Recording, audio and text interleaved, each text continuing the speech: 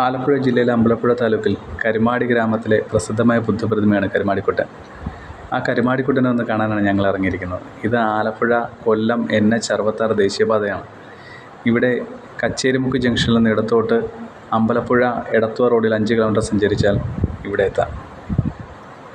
കരുമാടിത്തോട്ടിൽ വളരെ കാലമായി അറിയപ്പെടാതെ കിടന്നിരുന്ന വിഗ്രഹം സംരക്ഷിച്ചെടുത്തത് സർ റോബർട്ട് ബ്രിസ്റ്റോ ആയിരുന്നു. കേരളത്തിൽ ബുദ്ധമതം വളരെ പ്രചാരം നേടിയിരുന്നുവെന്നും അത് സജീവമായിരുന്ന കാലത്തിൻ്റെ തെളിവായിട്ടുമാണ് പല ചരിത്രകാരന്മാരും ഇതിനെ കാണുന്നത്.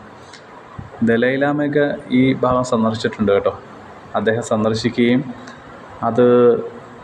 അതിൻ്റെ സംരക്ഷണത്തിനായി ഏർപ്പാടുകൾ ചെയ്യുകയും ചെയ്തിരുന്നു.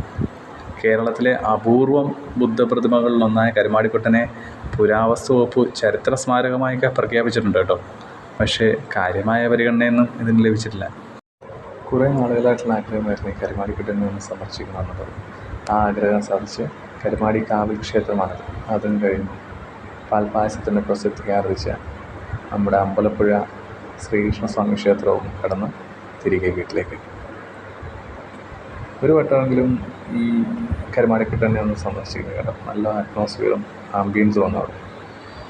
അടുത്ത വീഡിയോയിൽ കാണുന്നവരെ ബൈ.